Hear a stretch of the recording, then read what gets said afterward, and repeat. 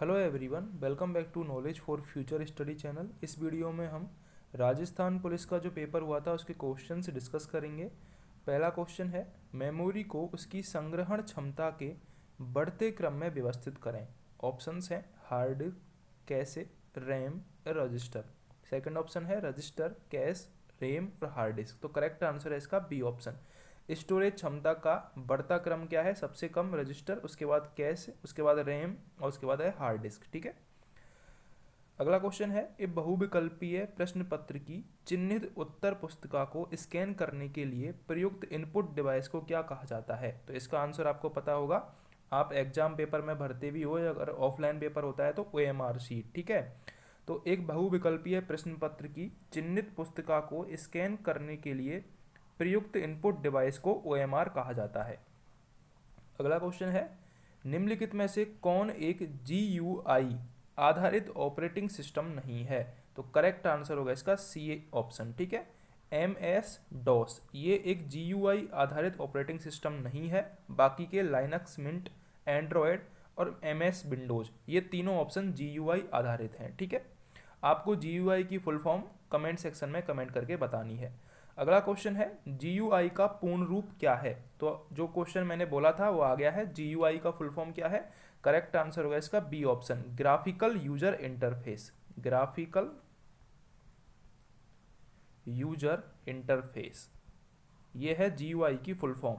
ठीक है, graphical user interface. अगला क्वेश्चन है, विंडोज 10 लोड होने के बाद मॉनिटर पर दिखने वाली पहली स्क्रीन निम्नलिखित में से क्या होती है? ऑप्शंस हैं file folder, desktop, recycle bin, हाल ही में जोड़ी गई रिसेंटली एडेड स्क्रीन। तो करेक्ट आंसर होगा इसका बी ऑप्शन। जब विंडो 10 को हम लोड करते हैं तो सबसे पहले मॉनिटर पर जो स्क्रीन होती है वो डेस्कटॉप की शो होती है। ठीक है, सबसे पहले डेस्कटॉप स्क्रीन पर आता है। अगला क्वेश्चन है, निम्नलिखित में से कौन सा एक इंटरनेट ब्राउजर नहीं है? ये क्वेश्चन काफ़ी बार पूछा गया है। ठीक है, इंटरनेट ब्राउजर से संबंधित। तो इनमें से इंटरनेट ब्राउजर कौन सा नहीं है? टिंडर एक इंटरनेट ब्राउजर नहीं है। टिंडर एक ऐप है। ठीक है, सोशल मीडिया की तरह ही ऐप है एक। तो माइक्रोसॉफ्ट एज, मोजिला फायरफॉक्स और इंटरनेट एक्सप्लोरर ये एक फेमस, तीनों ही फेमस हैं और इंटरनेट ब्राउजर हैं। ठीक है। अगला क्वेश्चन है, इंटरनेट ब्राउजर विंडो को फुल स्क्रीन पर करने के लिए कौन सी कुंजी प्रयोग में लेते हैं? तो जो इंटरनेट ब्राउजर विंडो है उसको फुल स्क्रीन में करने के लिए हम लेते हैं F11 काम में। F11 की सहायता से हम फुल स्क्रीन में कर सकते हैं इंटरनेट ब्राउजर विंडो को। गूगल क्रोम में गुप्त रूप से ब्राउज करने के लिए निम्नलिखित में से किसका उपयोग किया जाता है? तो करेक्ट आंसर है इसका न्यू इनकॉग्निटो विंडो। इसका उपयोग किया जाता है गूगल क्रोम में गुप्त रूप से ब्राउज करने के लिए, new incognito window. C option correct है। अच्छा क्वेश्चन है, याद रखना है आपको। अगला क्वेश्चन है, क्रोम इंटरनेट ब्राउजर का उपयोग करते समय त्वरित पहुंच के लिए वेब पेज पते को सहेजने की एक विधि कौन सी है? तो करेक्ट आंसर होगा इसका B option, bookmark. Chrome internet browser का उपयोग करते समय त्वरित पहुंच के लिए वेब पेज पते को सहेजने के लिए एक विधि है बुकमार्क करना। अगला क्वेश्चन है, SMPS इसका फुल फॉर्म क्या होगा? तो SMPS इसका फुल फॉर्म होगा switched mode power supply. B option correct है, स्विच्ड मोड पावर सप्लाई ये होगा SMPS का फुल फॉर्म। अगला क्वेश्चन है, बाइट्स में 2 MB कैश मेमोरी निम्नलिखित में से किसके समतुल्य है? तो करेक्ट आंसर होगा इसका ए ऑप्शन, 2 MB बाइट्स में बतानी है हमको। ठीक है, 2 इंटू 1024 इंटू 1024। ठीक है, इसके बराबर होगा 2 MB कैश मेमोरी बाइट्स में। ठीक है। CPU का वह भाग जो तार्किक संक्रियाएं निष्पादित करता है उसे क्या कहते हैं? करेक्ट आंसर होगा इसका B option, ALU, arithmetic logical unit. जो तार्किक संक्रियाएं बताता है CPU का भाग उसको ALU बोला जाता है। ठीक है। एक सामान्य डेस्कटॉप कंप्यूटर में निम्नलिखित में से कौन सा मेमोरी आकार में सबसे बड़ा होगा? करेक्ट आंसर होगा इसका बी ऑप्शन, हार्ड डिस्क सबसे आकार में बड़ा होता है और हार्ड डिस्क में ही स्टोरेज सबसे ज़्यादा होता है। ठीक है, स्टोरेज क्षमता के आधार पर भी हार्ड डिस्क सबसे ज़्यादा होता है। निम्नलिखित में से कौन सा एक आउटपुट डिवाइस है? ये क्वेश्चन भी काफ़ी बार पूछा जाता है। आउटपुट डिवाइस इनमें से कौन सा है और इनपुट डिवाइस कौन सा होता है, दोनों ही आपको पढ़ लेने हैं। ठीक है, तो इनमें से प्रोजेक्टर एक आउटपुट डिवाइस है। प्रोजेक्टर ये एक आउटपुट डिवाइस है, बाकी के OCR, माउस और वेब कैमरा ये तीनों ही इनपुट डिवाइस है। ठीक है। एक इनपुट डिवाइस है जिसका उपयोग कंप्यूटर में किसी व्यक्ति की आवाज़ को सहेजने के लिए किया जाता है। तो करेक्ट आंसर होगा इसका माइक्रोफोन। माइक्रोफोन आवाज़ से संबंधित होता है और ये एक इनपुट डिवाइस है। ये भी क्वेश्चन पूछा जा सकता है कि माइक्रोफोन कैसी डिवाइस है। तो ये एक इनपुट डिवाइस है जो किस काम में आती है, व्यक्ति की आवाज़ को सहेजने के लिए काम में आती है।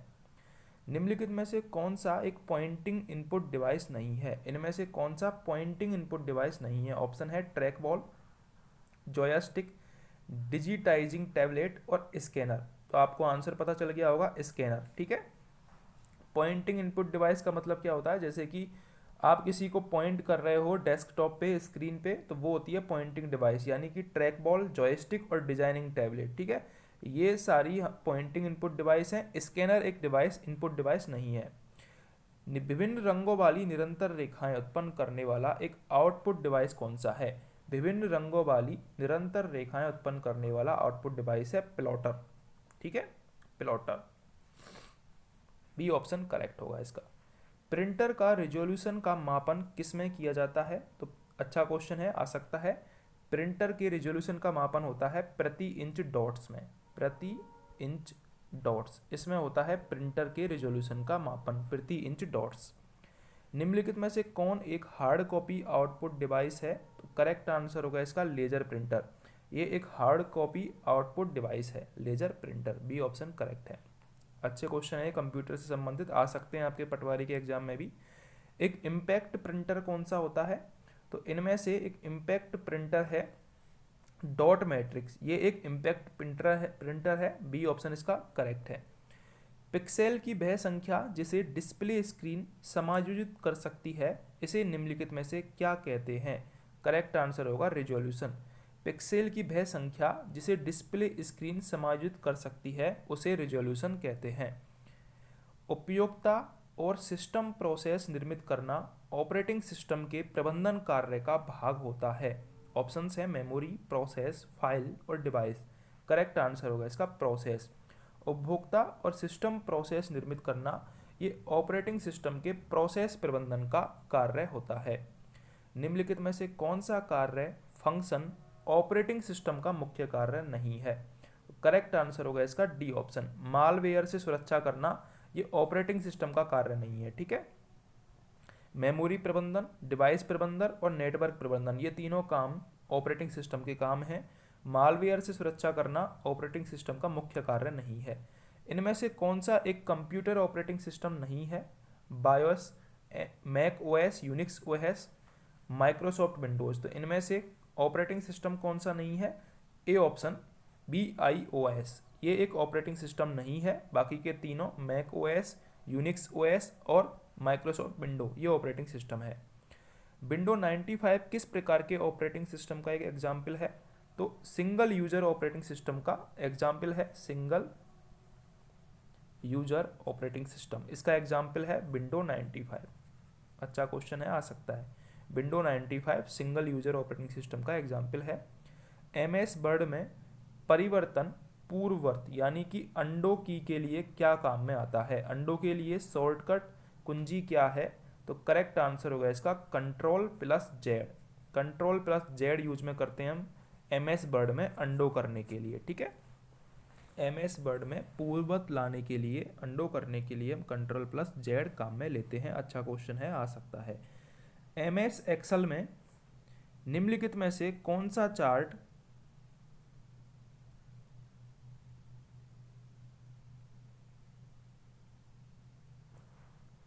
%100% तक जोड़ने वाले प्रतिशत दर्शाता है? ऑप्शंस हैं bar chart, bubble chart, pie chart और कॉलम चार्ट।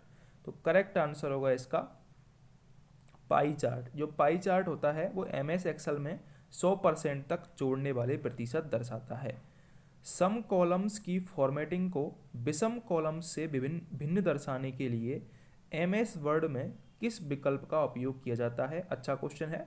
बैंडेड कॉलम, इसका उपयोग किया जाता है MS वर्ड में सम कॉलम्स की फॉर्मेटिंग को विषम कॉलम से भिन्न दर्शाने के लिए बैंडेड कॉलम का उपयोग होता है। पैराग्राफ के प्रारंभ में दीर्घाक्षर कैपिटल लेटर बनाने के लिए MS वर्ड में किसका उपयोग करते हैं? तो करेक्ट आंसर होगा इंसर्ट